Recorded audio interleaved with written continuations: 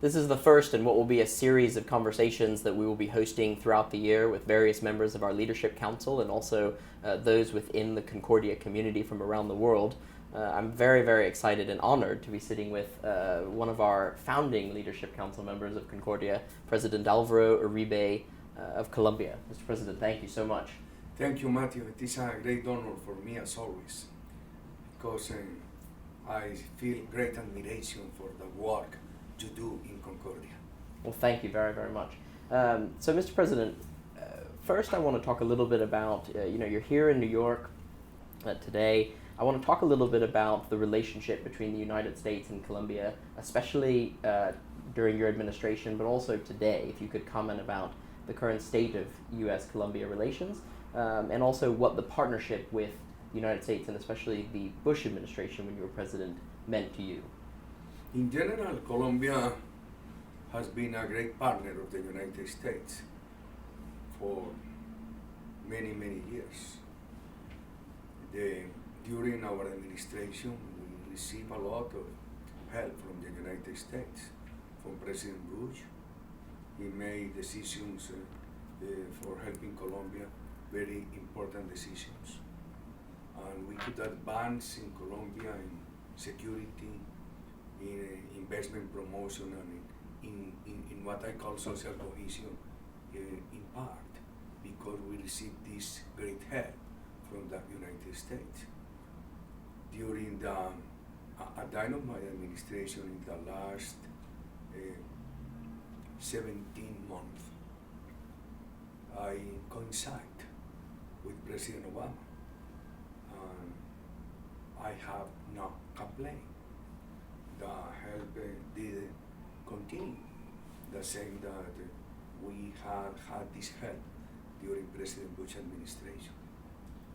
At this moment, I have concerns because of the evolution in Colombia, but I see that the relationships with the United States continue being the relation of two very solid partners. Could you comment a little bit about the state of political leadership around the world from a global perspective? Do you think that we currently, with everything that is happening around the world today, have a deficit of strong leadership? Or do you see a rising generation that could produce the next set of great leaders? There are some books saying that at this moment the planet has shortages of water, problems of the climate change. The planet will have a great increase in demand for food, but these authors write that the main problem is the lack of a strong leadership. However, when I see the European problems, the relationships between Europe and Greece, in my opinion, there is a very important leadership in Chancellor Merkel in Germany.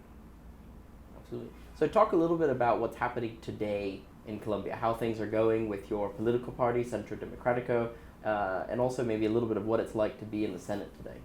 I have to be critical in some degree. My former president, apparently, it is not convenient that someone as I am criticizes the country.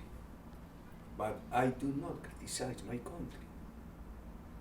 I express my concerns because of the evolution of violence. In some degree, the criminal groups that were at the eve of disappearance 4 or 5 years ago, they have recovered from some strength. The economy is suffering a very concerning, worrying slowdown, and I see that the confidence in the community of investors at this moment is without. Therefore, I am concerned because of these aspects in my country. Can you comment to the current security situation in Colombia? There are some areas in which the security has come back. Violence has come back.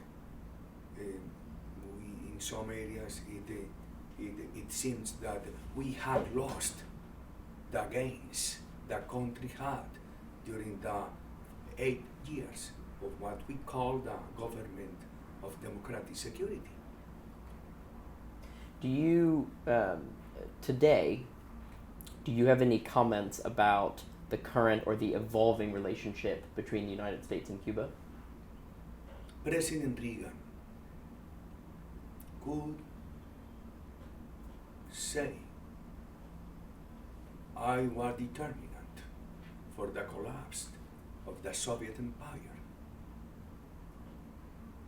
Former Prime Minister Lady Thatcher could say, Reagan and I were determinant in the collapse of communism.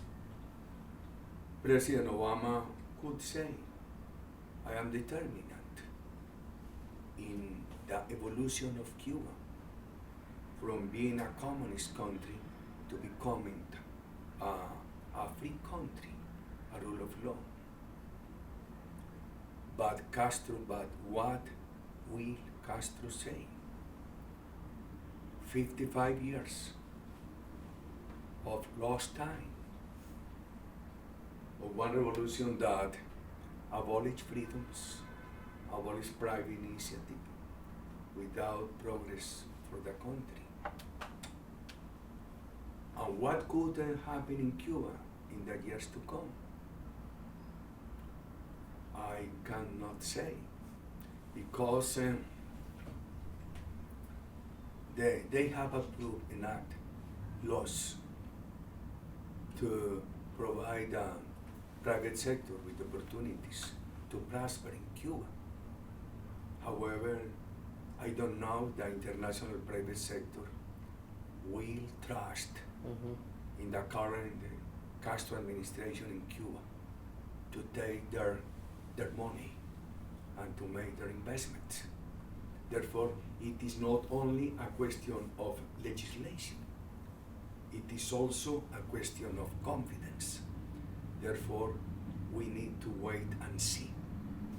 You see a lot of comments today, a lot of remarks being made by Pope Francis, engaging in political conversations, everything from climate change to U.S. Cuba relations. What do you think of this new Pope, and what do you think of how he's engaged in very strong political debates recently? The Pope, Su Santidad, His Sanctity, Su Santidad, as we call the Pope in Spanish, in my opinion, has been in equilibrium, in a very balanced speech, because he has expressed his concerns on the climate change, but without scolding the private sector. He has applauded the new phase of the relationship between the United States and Cuba, but he has not complimented the communist regime of Cuba. Very clever man. Very smart man. I agree. One of the things and one of your great legacies from being president was that you brought tourism back to Colombia in a very significant way. Have you continued to see, after leaving office, that has risen? Do you still see new things being built, new hotels, more cruise ships? I remember that was a very big thing for you when you were president, of having the cruise lines come and stop at ports up in Colombia. Of course. It continues. Fortunately, I want to mention two items. that were crucial in my administration for Colombia to recover international foreign visitors. First, democratic security, and second, domestic facilities.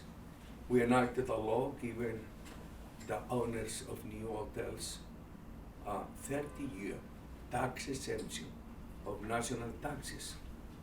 And the country has passed from having 84,000 hotel rooms to having over 200,000. Wow. In every part of the country now you can find a very comfortable hotel.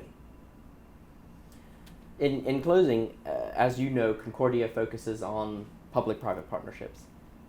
How important was it for you as president to not only have very good relationships with the private sector, but also how important was it for you as president to build public-private partnerships as part of your agenda?